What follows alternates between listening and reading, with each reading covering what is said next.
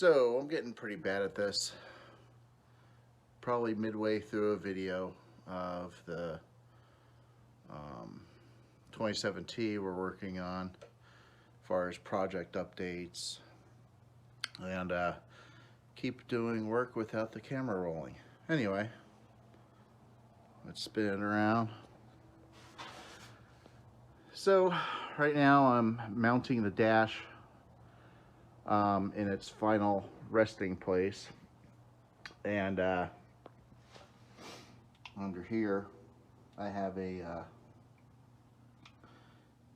heavy-duty crossbar that's going to be welded into the main support of the body, and that's going to be part of the what's going to hold the column in. I also have a column drop that comes off the front of the face of the dash, which is, well, underneath the dash there's going to be two, and then the column fortunately has to go through the dashboard on this, because this dashboard's much lower than a stock T dashboard is. No big deal. We have the floors in progress here.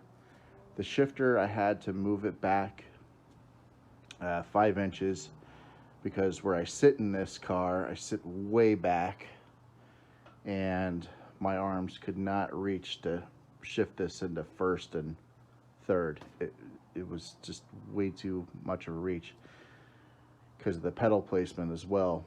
Pedals aren't adjusted right now. They're gonna lean a little bit more forward towards the front of the car, and they'll give it a little bit more room with that, which that was a whole other fiasco. So I'm gonna continue getting this dash drilled and mounted, and then I'm going to backward drill through the dash, through the column drop I have, which is a round pipe that has box tubing.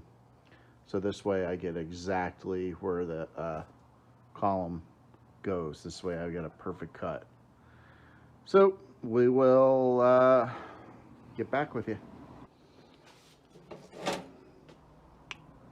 So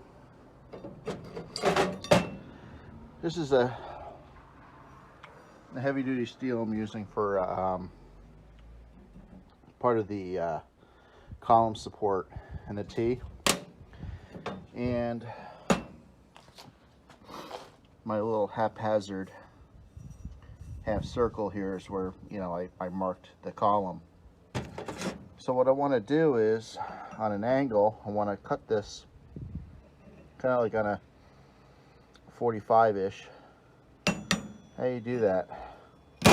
Well, I don't throw anything away. So what I'm going to do is, this actually measures up okay to the hole saw. So what I'm going to do is, I'm going to weld this on the tube on the corner at my 45, and that hole in the center is going to guide my drill bit. Yes, the hole's a little big, but it's not optimal, but this will do the trick. And I'll show you the cut after I do it. Okay, so this is all welded. Now this will work as my guide to drill this at a 45. I had to weld it twice because it snapped off the first time, because Dodo head me forgot to turn the gas on the welder. Anyway, I'm going to clamp this to the table, cut it, and I'll show you.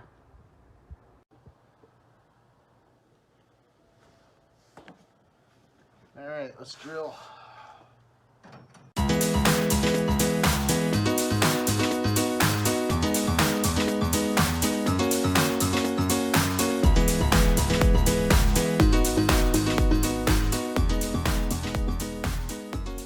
Battery's dying. There we go. There's the piece of... All right. There's the piece I welded on to cut. And now we have a pretty clean 45-degree cut here. See? Not bad. Well, we got a steering column in here. It's in tight, but it's not, nothing's welded up, just clamped up. But let me see if I can get in here through the hole. See how the column mounts on that 45, and then I'm going to make a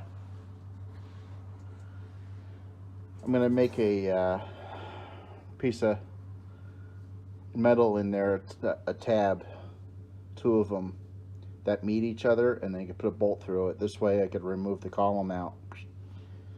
Look at this. I could steer it.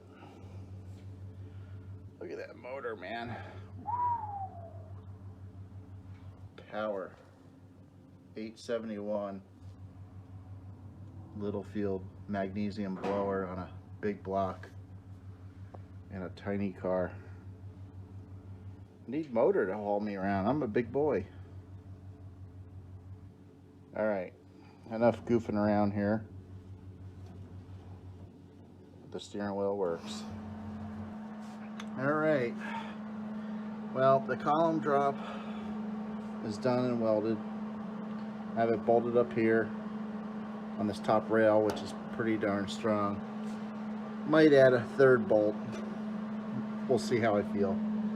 And then I welded these fabrication tabs, one to the column and one to the cross support, and put a whole big of weld in there. Got to fill the gap a little bit. And then I have it kind of tacked over there. I got to excuse my coughing. I have to finish weld that next, but just wanted to give you a basic idea of what's going on. So we're working with the console, and well, actually it's, I don't want to call it a console, it's part of the floor on these cars. 1927 tall t-coupes don't have consoles unless it's a street rod. Street rod's not a word in our neighborhood. So anyway, I almost knocked everything over. Let me get a more comfortable position here.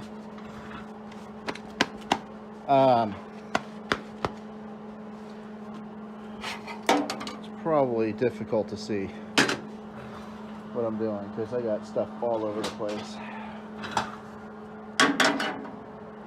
So I went to the metal place, and I was picking up some stuff, and I found these rings, and I'm going to cut one down to about here. You can see where I'm going with this to start to make a shifter cover, and it's made of a circle at first. I like circles, as we all know. Circle, circle, circle.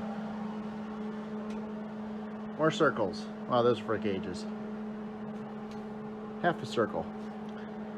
Anyway,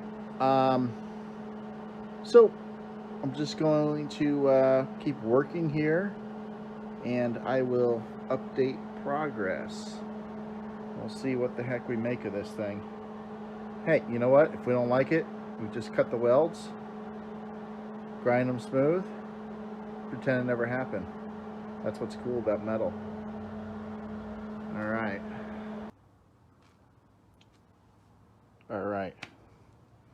We're definitely going to crazy town here. We got the circles on there. Now I'm going to, I guess, make a cardboard template to wrap the face of it, and also carve a gate opening for the shifter for back and forth. There's no H pattern. This is a vertigate shifter, so it goes in one direction. Back, forward, and back.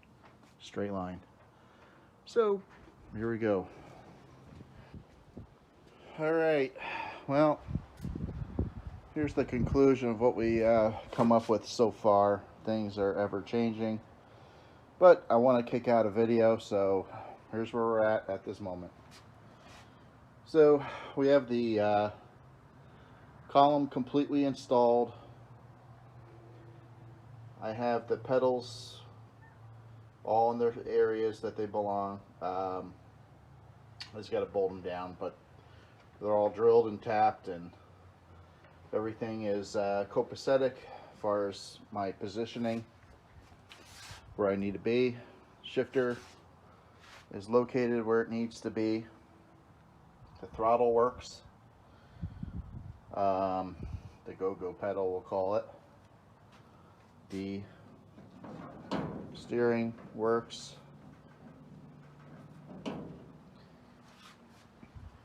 I just have to do a little bit of clearance for the steering joint on that. The shifter cover is not done. I need to make a cover that runs down the back. I'm probably going to run Lexan on this side, and then I'm going to use the same thin rubber floor mat material, which it's not a floor mat really, it's like kind of like a pebble grain. I'm going to run that over the metal part of it so it kind of contrasts. Actually, it's this stuff right here. I use this in my 49 Merc. Works good, looks good. I got 2 of the gauges in there, just laying in there just for some looks, but all those holes are correct for the gauges I'm using. Got a seat riser in. What else? Well, that's pretty much it. A lot has happened, but might not look like much, but it takes a while to do it right. So stay tuned. We will be definitely posting more. And we also did on our channel, we're playing with the metal flake coloring as well, so check that out. You'll get to see the color of the car, what it's going to be. Take care.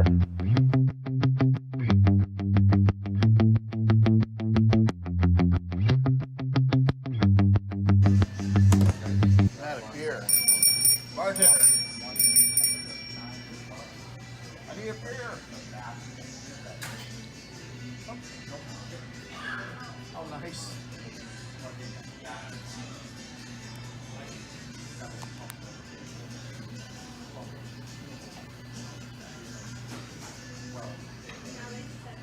Thanks.